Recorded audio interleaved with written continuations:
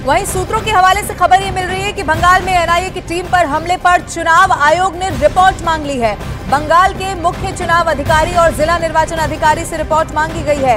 NIA की team Medinipur के भूपत नगर में दिसंबर 2022 के विस्फोट के एक मामले में आरोपियों को हिरासत में लेने के बाद लौट रही थी और उस पर शनिवार को हमला हुआ। अब इस सब के बीच में इलेक्शन कमीशन ने रिपोर्ट मांग ली है। मुख्य चुनाव अधिकारी से इस पूरे मामले की रिपोर्ट मांगी गई है। जिला निर्वाचन अधिकारी से भी रिपोर्ट तलब की गई है। इस पूरे मामले की जानकारी देनी होगी, जवाब भी यहां पर देना होगा। एनआईए की टीम, आपको एक बार फिर से बता दें, 2022 का वो मामला था जिसमें आरोपियों को हिरासत में लेना था और इसी के बाद लौट रही थी। इन सब के बीच एक और बड़ी खबर पश्चिम बंगाल से ही आपको बता दूं। पश्चिम बंगाल में रेड करने गई एनआईए की टीम पर लोगों ने हमला कर दिया है। आरोप यह है कि यह हमला टीएमसी के कार्यकर्ताओं ने किया है। भीड़ ने एनआईए की गाड़ी को बहुत भारी नुकसान पहुंचाया है और आरोपियों को बचाने की यहां पर कोशिश की गई।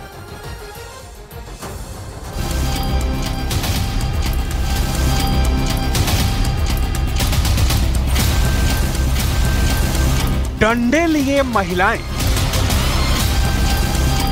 सीआरपीएफ से महिलाओं की धक्का मुक्की और गाड़ियों के टूटे हुए कांच। ये हाल हुआ है कलकत्ता हाईकोर्ट के आदेश के बाद बंगाल में आरोपियों को गिरफ्तार करने गई एनआईए की टीम का। क्या हुआ, कैसे हुआ, ये सब कुछ हम आपको बताने वाले हैं। लेकिन सबसे पहले देखिए, बंगाल में जब कोई सेंट्रल एजेंसी कार्रवाई के लिए जाती है तो क्या होता है। गाड़ी के शीशे चकनाचूर कर दिए गए, महिलाओं की भीड़ को सुरक्षा एजेंसियों के सामने खड़ा कर दिया गया और फिर शुरू हुई सेंट्रल एजेंसियों की कस्टडी से आरोपियों को बचाने की कवायद। इन तस्वीरों को देखकर आप क्या कहेंगे? क्या इस भीड़ के दिल में आपको जरा सा भी कानून का डर दिखता है? शायद नहीं। ऐसा इसलिए क्योंकि शायद इन लोगों को पता है कि इनका कुछ नहीं होने वाला। इसीलिए जब भी पश्चिम बंगाल में केंद्र की कोई भी एजेंसी जाती है तो बवाल होना तय होता है। अब देखिए आखिर बंगाल में इस बार हुए बवाल की जड़ में क्या था। यह मामला 2022 का है। इसी केस के सिलसिले में शुक्रवार को एनआईए की टीम पहुंची थी पूर्वी मिदनापुर के भूपति नगर इलाके में। एनआईए ने केस के सिलसिले में 2 मुख्य साजिशकर्ताओं को गिरफ्तार कर लिया गया था, लेकिन तभी वो हुआ जिसका डर था। एनआईए टीम पर हमला हो गया।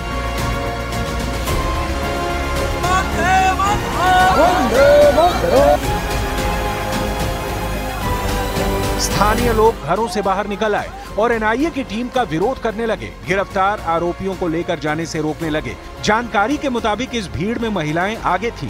महिलाओं ने सीआरपीएफ की महिला कांस्टेबल के साथ धक्का मुक्की शुरू कर दी। बात इतने से भी नहीं बनी तो अचानक से पथराव शुरू हो गया और देखिए एनआईए की टीम का हाल क्या हुआ। गाड़ी के शीशे चकनाचूर हो गए। इस हमले में एक अफसर को चोटें भी आई हैं। बात इतने तक नहीं है। एनआईए ने अपनी प्रेस रिलीज में बताया है कि 2022 के एक बम धमाकों के मामलों में आरोपी बलाई चरण माइती और मनोब्रतो जाना को गिरफ्तार करने वो उस इलाके में पहुंचे थे। दोनों को जैसे ही गिरफ्तार कर वहां से भूपति नगर थाने की तरफ ले जा रहे थे, तभी अचानक वहां पर भीड़ आ गई और विरोध प्रदर्शन शुरू कर दिया। एनआईए की गाड़ी के आगे लोगों ने विरोध करना शुरू कर दिया और गाड़ी पर पथराव भी किया। घटना में 2 एनआईए के अधिकारी घायल भी हुए हैं और इस मामले में एनआईए की तरफ से भूपति नगर थाने में एफआईआर भी दर्ज कराई गई है।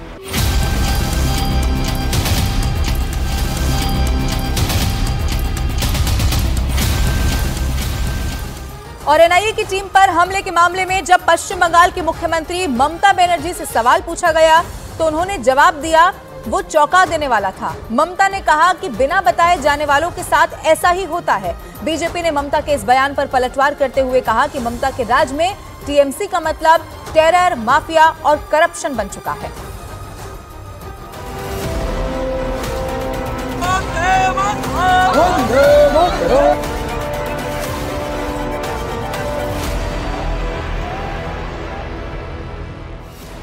एनआईए की टीम पर हुए हमले को लेकर राज्य की मुख्यमंत्री ममता बनर्जी से सवाल पूछा गया तो ममता ने एनआईए की छापेमारी पर ही सवाल खड़े कर दिए।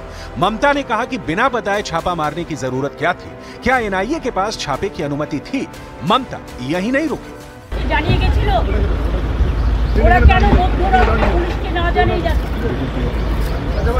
नियम पुलिस के लोकल पुलिस के जानिए जाओ লোক দেখে, হঠাৎ করে কিছু লোক আসছে পুলিশের ড্রেস পরে, তারা কি করে বুঝবে বিষয়টি? আর ইলেকশনের আগে কেন অ্যারেস্ট করবে? যদি সবাইকে অ্যারেস্ট করে, বিজেপি কি মনে করে সব বুথ এজেন্টকে অ্যারেস্ট করবে, সব ভোট ম্যানেজারদের অ্যারেস্ট করবে, পরে ভোটে জিতবে? শূন্য গুলি ছুটছে। দুজন তৃণমূল কর্মীকে অ্যারেস্ট করেছে আজকে। বলছি কি অধিকার আছে না এর? শুধু বিজেপিকে সাপোর্ট দেওয়ার জন্য বিজেপি নোংরামি কেন করছে আমরা সারা পৃথিবীতে আওয়াজ তুলি कि ममता बनर्जी जी के राज में आज टीएमसी का मतलब तृणमूल कांग्रेस नहीं, टेरर, माफिया और करप्शन बन चुका है। और इस टेरर, माफिया और करप्शन के राज में अर्थात टीएमसी के राज में, टीएमसी का मतलब क्या है? टेरर, माफिया और करप्शन के राज में आज ये कहना अतिशयोक्ति नहीं होगी कि बंगाल की कानून व्यवस्था हर रोज एक नए निचले स्तर को छूती है। दक्षिण दिनाजपुर में ममता ने कहा कि एनआईए इलेक्शन से पहले लोगों को गिरफ्तार क्यों कर रही है? क्या बीजेपी को लगता है कि वो हर बूथ एजेंट को गिरफ्तार कर लेंगे? एनआईए की मदद लेकर बीजेपी गंदी राजनीति कर रही है। दरअसल एनआईए की ये टीम कलकत्ता हाई कोर्ट के निर्देश पर पूर्वी मिदनापुर के भूपति नगर में 2022 में हुए बम धमाके की जांच करने के लिए पहुंची थी। एनआईए ने 2 लोगों बोलाई मैती और मानव दत्त जाना को गिरफ्तार किया। एनआईए की टीम पर हुए हमले और ममता के बयान के बाद बीजेपी के रविशंकर प्रसाद ने पश्चिम बंगाल सरकार पर करारा प्रहार किया। तो पहली बार हुआ है क्या? ईडी पर हमला हुआ कि नहीं? और सोना खाली की सच्चाई सामने आई कि नहीं आई? महिलाएं कितनी तंग होती थी, उनके साथ अमानवीय व्यवहार होता था। और ऐसे एनआईए का हमला हो रहा है क्योंकि आतंकवाद जुड़े लोग पकड़ती है तो उन पर हमला होता है। तो क्या ईडी, क्या सीबीआई, क्या आतंकवादी, सबको वहां संरक्षण मिलता है। यही तो है ममता जी का बंगाल। एनआईए की टीम पर हुए हमले के बाद बीजेपी ने पश्चिम बंगाल सरकार पर हमला बोला और कहा कि टीएमसी का देश विरोधी ताकतों से गठबंधन है। ये घटना देश की संप्रभुता पर हमला है। देखिए, भूपति नगर में जो घटना घटी है कोई विच्छिन्न घटना नहीं है, ये अलग घटना नहीं है। इससे पहले भी ईडी के ऊपर इसी तरीके से हमला किया गया और एक ही पैटर्न का हमला हो रहा है। वो जो दिखा रहा है, दर्शा रहा है कि प्लानफुली इसे किया जा रहा है और एक ही जगह से इसको प्लानिंग करके कराया जा रहा है। तो इसके पीछे ममता बनर्जी और उनके पूरे टीम का इसमें प्लानिंग है और मुझे लगता है कि होम मिनिस्ट्री को बहुत जबरदस्त इसके खिलाफ एक्शन लेना चाहिए। अब मामला बीजेपी वर्सेस टीएमसी के झगड़े से आगे बढ़ता हुआ नजर आ रहा है। दोनों पार्टियां एक दूसरे पर ऐसे इल्जाम लगा रही हैं जिसमें 2024 की चुनावी बिसात साफ साफ नजर आ रही है। देखिए, ये भूपति नगर का जो इंसिडेंट है ये अनफॉर्चुनेट इंसिडेंट है, लेकिन इसके पीछे एक शतरंज का खेल है जिसका खिलाड़ी है भारतीय जनता पार्टी। उसका संगठन नहीं है, वो सीबीआई, ईडी, एनआईए इसको भेज रहे हैं। अब देखिए, ये तो सामने आ गया है कि एनआईए के ऑफिसर के पास भाजपा का जो लीडर्स है वो गए थे और पूर्व मेदिनीपुर से लेकर कई जगह कर तृणमूल कांग्रेस का जो लीडरशिप है, बूथ वर्कर्स है, उसका लिस्ट दे दिया गया। उनको उठाइए, उनका सामान कीजिए। ये लोग बोल रहा है कोर्ट से ऑर्डर आया। अरे क्या कोर्ट से ऑर्डर आया? बंगाल के लोगों को मार रहे, खून कर रहे, महिला के ऊपर अत्याचार कर रहे, तब मुख्यमंत्री का इतना जलन क्यों हो रहा है, इतना खराब क्यों लग रहा है? वो पक्षपातित्व तो क्यों कर रहे हैं शेख शाहजहां के? और ये जो आज भूपति नगर में जो हुआ, वहां पर वो बोल रहे, एक टाइम वो बोले थे कि महिला लोग निकल के आइए, ईडी और सीबीआई को अगर देखते हैं तो घर से हाथा, खुंती, लाठी, मोटी जो भी मिलता है वो लेकर आक्रमण करिए सेंट्रल एजेंसी को। आज जो हुआ है उसका दाय ममता बनर्जी को लेना पड़ेगा और संदेश खाली में भी जो हुआ था उसका भी दाय ममता बनर्जी को लेना पड़ेगा।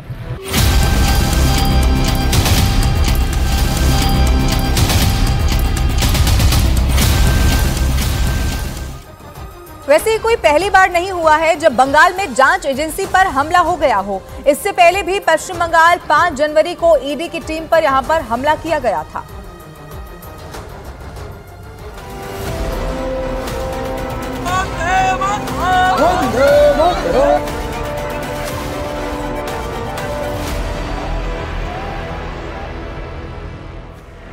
इससे पहले पश्चिम बंगाल के साउथ 24 परगना जिले में 5 जनवरी को ईडी और सीआरपीएफ की टीम टीएमसी नेता के घर रेड करने पहुंची थी। तब भी भीड़ ने जानलेवा हमला कर दिया। करीब 200 लोगों ने जांच एजेंसी के 2 वाहनों में तोड़फोड़ की।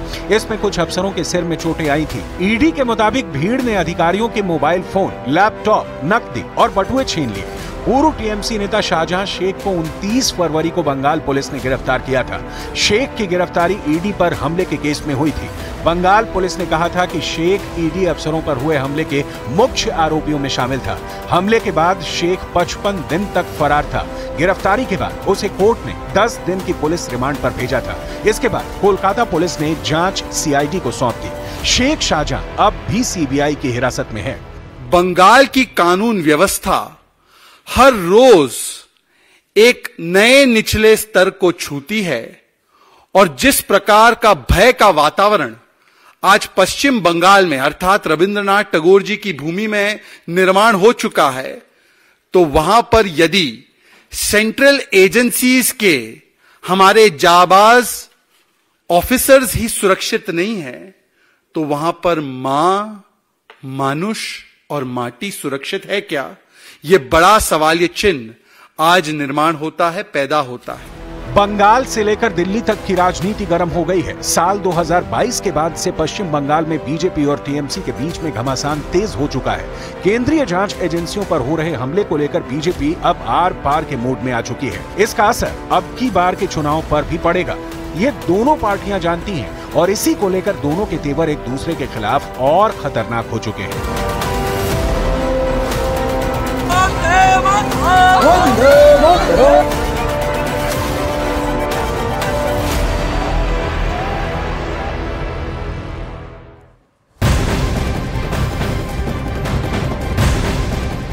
एक बड़ी खबर, नेपाल की राजधानी काठमांडू में पुलिस और प्रदर्शनकारियों के बीच पत्थरबाजी, लाठीचार्ज और भारी बवाल की नौबत आ गई है। काठमांडू में उस वक्त तनाव बहुत ज्यादा बढ़ गया जब जातीय पहचान के आधार पर अलग राज्य की मांग कर रहे संयुक्त राष्ट्रीय मुक्ति आंदोलन के सदस्यों की पुलिस के साथ झड़प हो गई। प्रदर्शनकारियों ने पुलिस पर पथराव किया तो सुरक्षा बल के जवानों ने उन्हें दौड़ा कर पीट दिया। इस बवाल में कई लोग और पुलिसकर्मी के जख्मी होने की खबर मिली है। ये प्रदर्शनकारी मुख्य रूप से नेपाल के दक्षिणी मैदानी इलाकों से ताल्लुक रखते हैं और उनका मानना यह है कि उन्हें उनकी जातीय पहचान के आधार पर एक अलग राज्य मिलना चाहिए। प्रदर्शनकारियों ने शहर के प्रमुख इलाकों में मार्च निकाला है, नारेबाजी की है, पुलिस ने उन्हें रोकने की कोशिश की है और उसके बाद दोनों पक्षों में जबरदस्त झड़प की तस्वीरें आपके टीवी स्क्रीन पर हैं। पुलिस ने प्रदर्शनकारियों को तितर-बितर करने के लिए लाठीचार्ज किया, आंसू गैस के गोले दागे हैं और घटना के बाद सुरक्षा को बढ़ा दिया गया है। नेपाल के काठमांडू से जो तस्वीर सामने आई है इस वक्त न्यूज 18 इंडिया पर आप देख रहे हैं। और एक और बड़ी खबर यह है कि मुख्तार अंसारी की मौत के बाद